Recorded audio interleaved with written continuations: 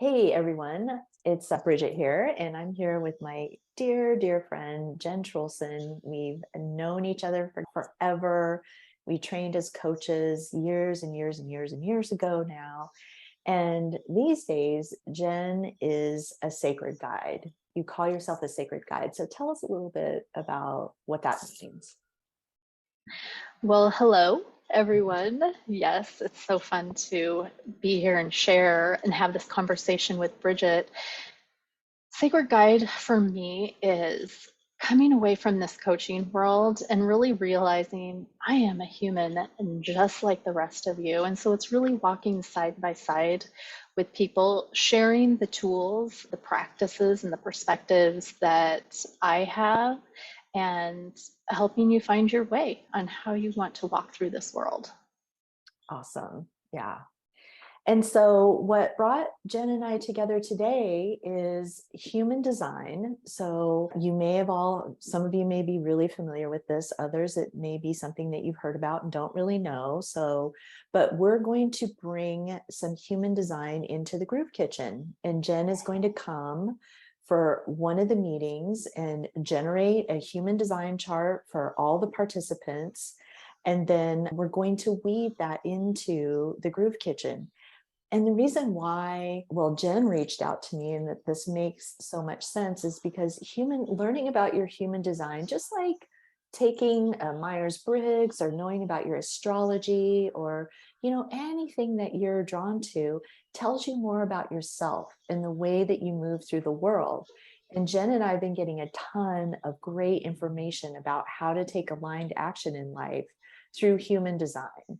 So I'm so excited that you're bringing this really beautiful piece to the group. And so say a little bit, just give us like the Reader's Digest version of what is human design, because I know there's like a lot of layers to it. So we're going to kind of stay at the top layer today.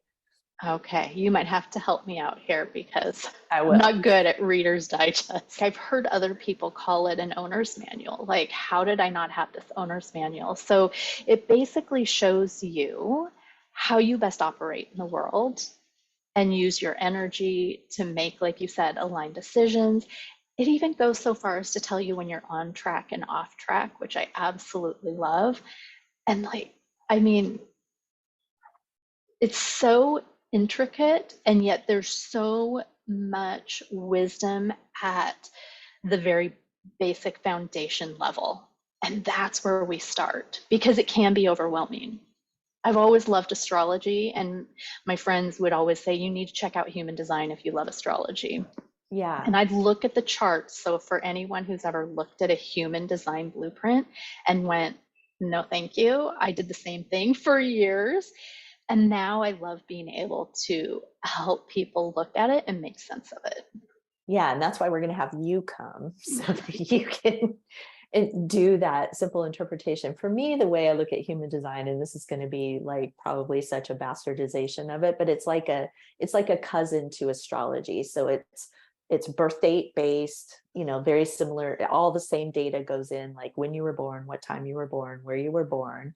But then what it spits out is like it's like looking at that information through a different lens. So in human design at the highest level, so again, if we're going to just look to astrology, like you have your sun sign, your main sign. Human design, you have your type, and I believe, are there 5 of them, Jen? There's 5 types. Yeah. Yeah. Can you just Some kind of run through like what those are? Absolutely. So there's 5 energy types. Some people say there's just 4. The way that I look at it and was taught, I look at the 5. And they are the generator, the manifesting generator, the projector, the manifestor, and the reflector. So what does that mean? So basically, the world is made of about 70% of generators and manifesting generators. We are, I say we because I'm a generator and Bridget's a Manifesting manifesting. generator. We make up 70% of the world, and we have this consistent and reliable energy that lights up the rest of the world when we're doing what we love. And when we're not doing what we love, it actually drains and depletes our energy. And there's been a lot of talk about burnout lately. And that's what happens is when we are not following what we love, both generators and manifesting generators, we're depleted. Mm-hmm. But when we are following those nuggets that light us up, we are on fire. We are sharing our energy with the world, which lights the rest of the 30% up, as well as the other manifesting generators and generators in the world who aren't following what they love. So we're giving off good energy and the world needs us. And I love that. The world needs every single type. And so, but that is our gift as generators and manifesting generators. A lot of people feel really selfish as generators and manifesting generators because they truly are supposed to follow what they love, but we've been conditioned to different ways to be in the world. And it's like, no, you got to do this and you got to sacrifice that. And then once you do that, the reward is the joy. But really, we're supposed to be prioritizing our joy and excitement. I'm here for that. And I Right. think the one thing that's been so big for me is this whole idea that I think it's true for generators and manifesting generators to be in response to. Can you say Yeah. just a little bit about that? Yeah, so that is our what human design refers to as strategy. Our strategy is how we create the most aligned opportunities in the world, and it's our best approach to navigating. And it's so against what we were taught, right? We are taught to make it happen and come up with the ideas and strive and get out there. And actually, for this 70% of the world, we're actually supposed to respond to life outside of us. And Yeah. so we have this magnetic energy that is pulling stuff to us all the time as generators and manifesting generators. And all we are supposed to do is create in response. Yeah. Yeah. And it So, doesn't mean waiting around, because right. sometimes That's what I people was going to hear get that. to. Yeah. It's like, oh, I'm just going to wait. But it's like, Yeah. for me, it's like writing, and I realized that I was doing this unconsciously, but I'd be on Facebook or read an article and I'm always just kind of like, I have a little basket and I'm putting these little ideas in my basket. And I know that my best writing is when I would take those ideas and I'm actually writing a response to them. And so I was unconsciously doing this, but sometimes I was and sometimes I wasn't, varying results. But I know now, if I can really lean into that idea and I'm listening and gathering, and even like responding on Facebook doesn't necessarily mean responding like somebody over here posts.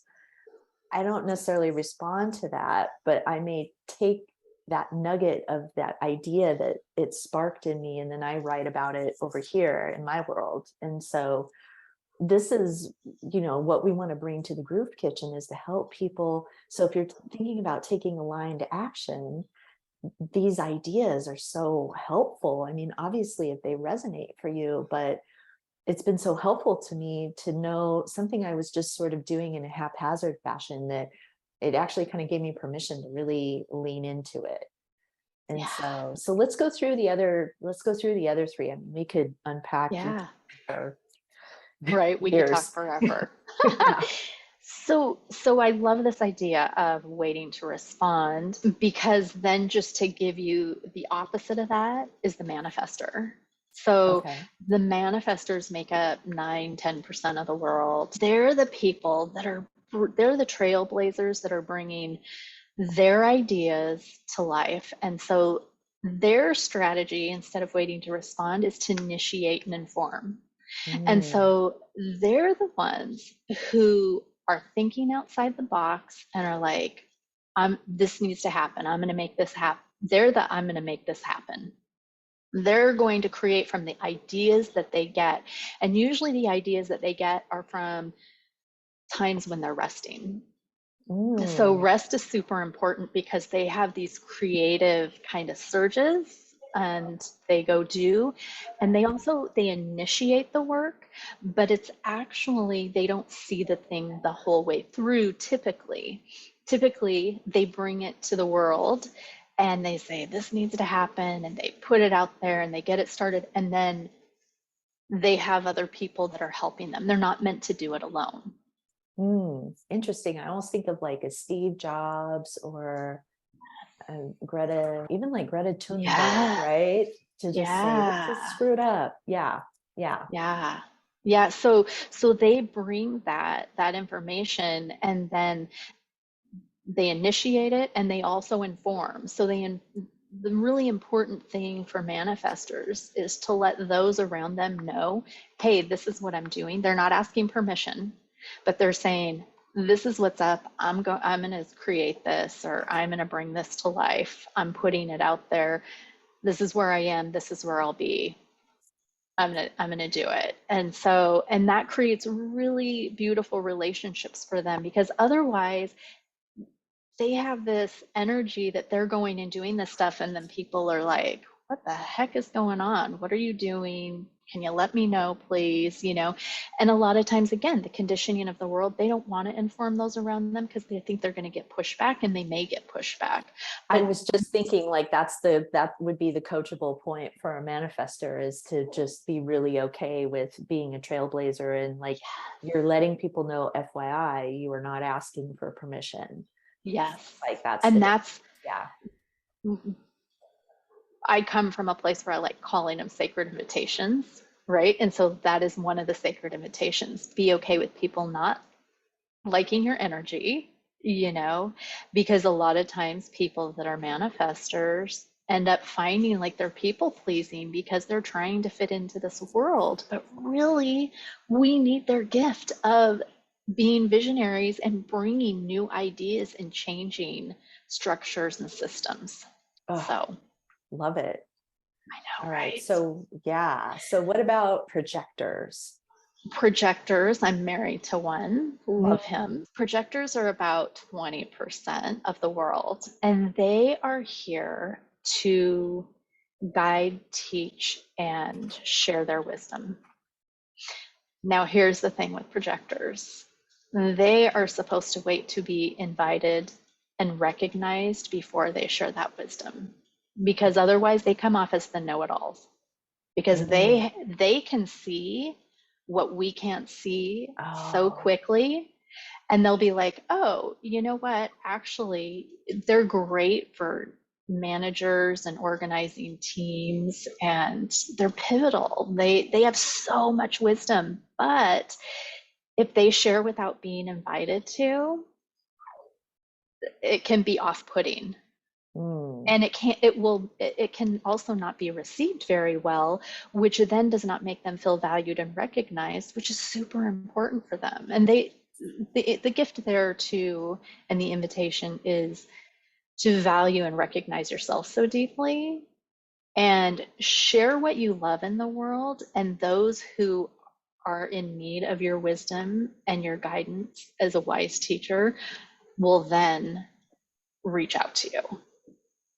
So it's almost like shine your beacon in this maybe more generalized way, so you can sort of get it out. And then but it sounds like if it's going to somebody specific, then it's about being invited to give that perspective. Because, and I've Yes. had this experience, I think, with people before, where there are certain people that just feel like they're really seeing something way out there, but there has a feeling of truth to it. But it's Yes. like, oh, I was not ready for that yet. Yeah.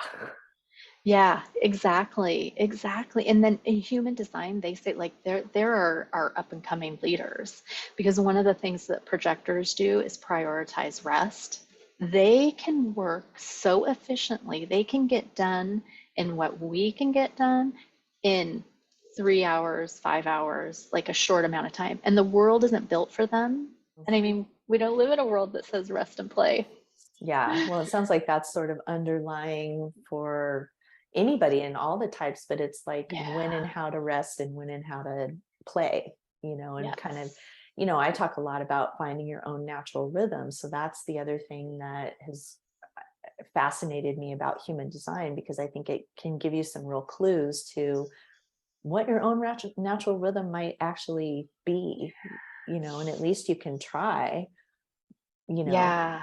And that's the thing, right? This is an energy. This is how our energy works, not how our mind works, right? Yeah. And so again, it's this, okay, can I trust to sit back and start noticing how my energy and how I can best support my energy to operate? One of the things that I wanted to say about projectors too is the rest and play was really a key piece of a projector, and it's, oh, I know, they're not the doers of the world. So Mm. when I say their gift is, their gift is to guide, to be the wise teachers, to be the share the wisdom, whereas generators manifesting, we're more of the doers. Like we wake up with a full tank of gas and our heads should hit the pillow at night being like, yeah, that was a good day. And then is our last one reflectors? Reflector, reflector, which they are one of our greatest gifts, and they're 1% or less than 1% of the world, because basically if you were to look at a human design chart, they have no energy centers, which are like chakras. They are completely open, so they can see all sides of everything. So whatever environment they're around, they can really see what's best. It's kind of similar to projectors. Like they know and see things that we just can't see, and can know what's best for community and for the world at large. And so for reflectors, it's really important that they create sacred, like space is their number one priority. They need to make sure they're in places with people and energy that they want to amplify. Mm. Interesting. So I could see getting a reflector coming who's really burned out, who it sounds like they could be a highly sensitive person. And if they're in an environment with people, yeah, I could see somebody like that being in a corporate environment where that would be really difficult. Very If they were like difficult. in a toxic, I mean, that's hard for everybody, but it seems like it would be incredibly difficult for these people. Incredibly. And just like what we talked about, how generators and manifesting generators wait to respond, and then manifestors initiate and inform, and projectors wait to be invited and recognized. The invitation for reflectors to create the best aligned opportunities is to wait like a full lunar cycle, because they are so open to their environment that they're amplifying what is around them, and so it changes on a day to day. So their gift is really being in the present and seeing where they are and what needs to be done right now. I'm just really excited to be able to use this information in the Groove Kitchen to help people take that action, and also see, because as you and I both know, as you start moving through the world, your shit comes up, you get jammed up. Yeah. For me, I start taking things way too seriously and I get tight. And like, I know one other thing I just learned is like manifesting generators, a lot just happens through the network and just like being out and being friendly and being loose, Yeah, and so two things that you just said was when you get jammed and stuck, and which is all of us, right? Like it just happens. One of my favorite things is there is a particular piece in your human design that I'll be sharing with whoever is in the Groove Kitchen on how you can best respond when you're stuck. And oh, like, again, these super little things that are like, what? I'm supposed to be around other people, or oh, I'm supposed to be off on my own, or what? I'm supposed to be moving. Like, and again, you kind of get these zings of like, oh, I've always felt that to be true, but yet I just didn't realize how powerful that piece was, or what? I had no idea. I mean, all of the above, right? And yeah. Oh, and sorry, go ahead. I'll just share with you. I mean, my love for human design came not only from learning it about myself, my husband learning it, and just feeling so seen and validated. And his initial comment was, why is this not taught in schools for parents to learn and children to know? And the funny thing is that the person who channeled this, he actually did say like that was his vision initially. And I can see why, because it's like we'd raise our children differently if we knew that they needed to prioritize their rest, or that they shouldn't have a bedtime, to experiment. And as I say, should and shouldn't, you can always catch me. The invitation is always to experiment. And so there is just a huge, in this little design, huge piece of information, like you said, to help us navigate the world. Yeah, and I want to pick up on that thread of experimentation, because I mean, what I'm understanding is, as a manifesting generator, I created the mosaic, my life mapping framework, and it's all, my guess is it would really especially ring true for generators, manifesting generators, people are scanners or whatever, but a huge part of it is experimentation, right? Moving out into the world, but we've lost sight of how to do that. Like, we don't know how. And so again, this human design piece just brings another element to inform how you might want to experiment in the world, and to do it consciously. Like we've been talking about, you kind of stumble into doing something that fits right or feels right, but you don't necessarily know, like, what did I just do that felt right? So true. And so you can't repeat it. And so this is about helping people understand what makes them tick, what drives them, how they move through the world, so that you can be more conscious about it, so that you can repeat that, so you can lean into it. And I love that you're also going to give them the piece about what to do when they're jammed up, because I mean, that's really that's the whole mix right there. And then we're just going to spend some time, moving together and practicing with all of this. And we'll have this just another piece of richness, framework, shared language. Yeah, as we travel together. So I'm so excited to have you join us. I can't wait. And I'm so appreciative that you gave us this little, I know this is like just scratching the surface of human design. And if people are interested in just finding out more, I'm guessing there's going to be people that want to dive in more directly. I will, along with this video, I'll put your contact information, but is it your website? Like, where can they best reach you? Yeah, my website under my musings right now is where I share about human design. So I'll give you that direct link, jentrulson.com. .com. That's Yeah. jentrulson.com. All right. And there's Mr. There's our cue. Like, projecting. And this shall be done. Yeah. So thanks again, Jen, for coming on with me. And I will look forward to being in the kitchen with you. Thank you. I can't wait. Me too. Love to you.